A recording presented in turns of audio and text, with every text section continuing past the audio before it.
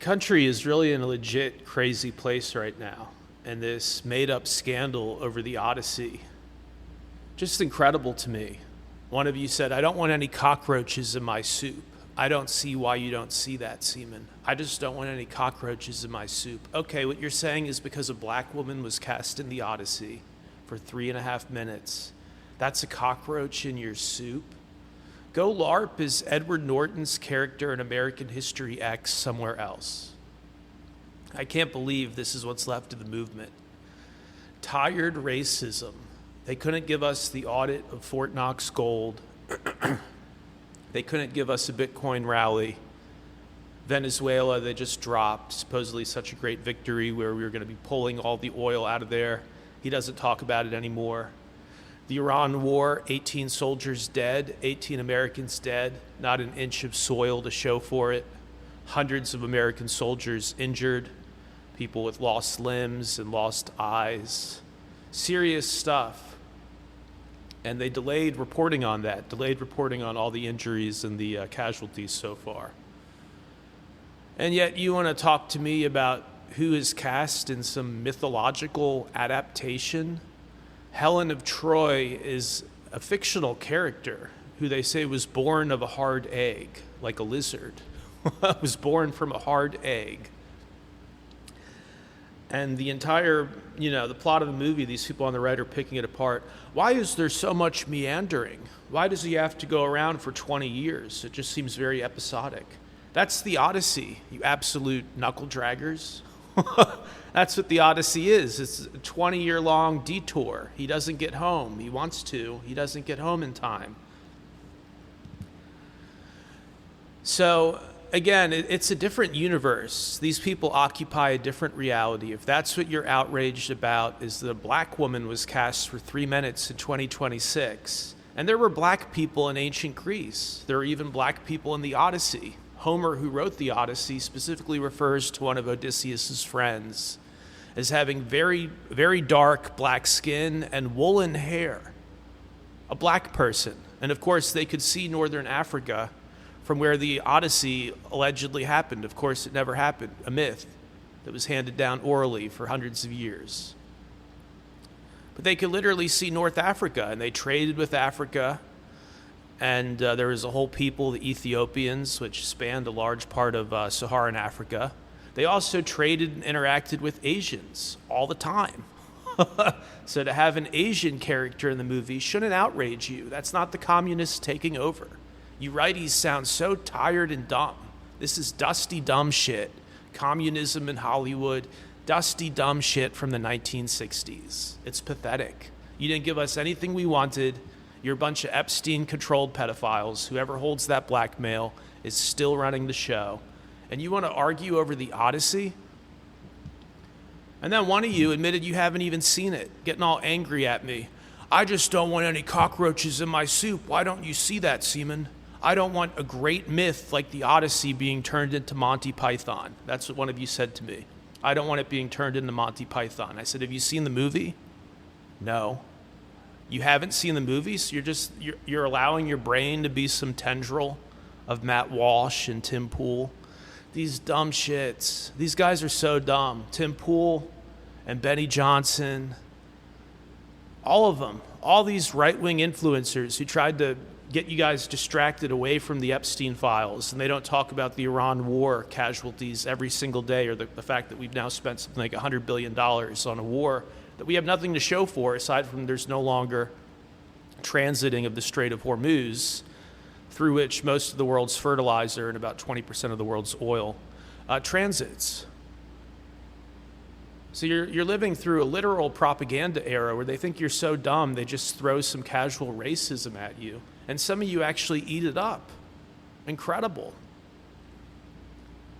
I don't want it to be Monty Python, but have you seen the movie? No. So then you're relying entirely on the views of Matt Walsh and Tim Pool. These people have replaced your own cognitive ability. And, I was in Colorado recently, had a great time. Had such a good time that I was thinking about moving there. But I think for business reasons, I have to stay in Florida. I have to stay in the Southeast Corridor. But had a great time out there, and I saw the whole country isn't in this weird bubble. There are normal people. There are total just normals out there who are enjoying their lives, and they're enjoying the outdoors. And if they go to see the Odyssey, it's not to point at the black people in the film, it's to actually enjoy it. Something very cold and dark has taken over a minority of you. And you are a minority. Again, when I was in Colorado, there's so many normal Americans just living their lives, and they don't need any of this. This performative racism, this weird division based on nothing. Oh, and then they come out with this clip of some Florida college student with blue hair, some trans college student screaming in a hallway. Just a short clip published by the New York Post and Fox News. Turns out that's a video from last year, so it's not even a fresh video. And what does that have to do with anything? Some of you sending me that video. See, Seaman, this is what's wrong with the left. This is why you have to stand by us. Some 20-second clip of a blue-haired freak freaking out a year ago is why you're right about everything? What a bunch of losers. And usually like extreme cultural commentary, that's done by the party not in power. You're nitpicking over the casting choices of a Hollywood adaptation of a fucking myth. You control the government right now. You likely won't for much longer because midterms are coming. But right now you have the House, you have the Senate, you have a pro-Trump Supreme Court, you have a pro-Trump Fox News that is the most watched news channel in the country.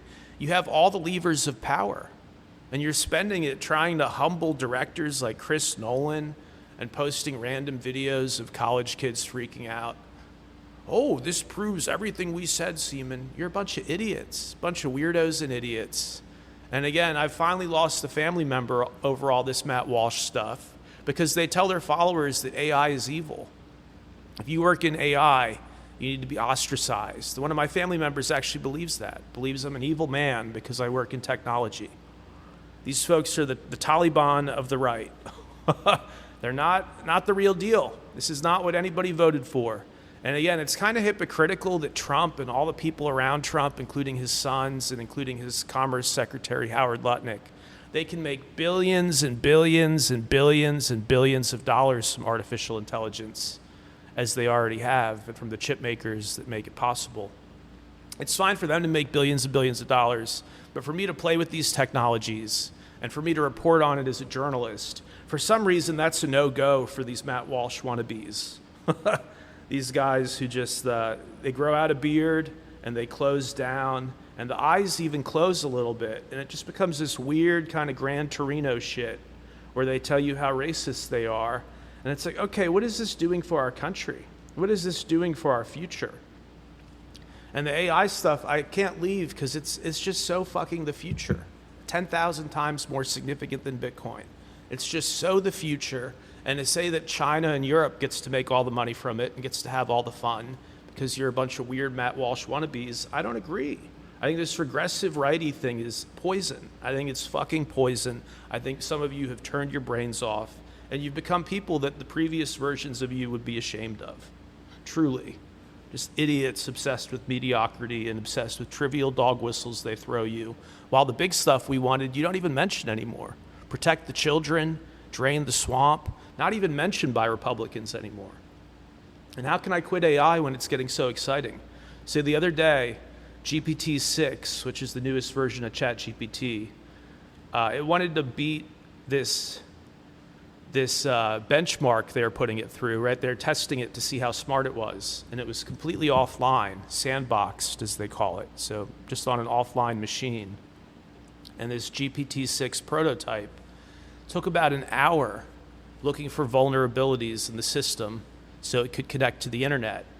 And it eventually found a way to connect to the open internet. It goes out there, it goes over to Hugging Face, which is one of the big companies that serves open weight AI models, as well as they do a lot of the testing on how smart these models are.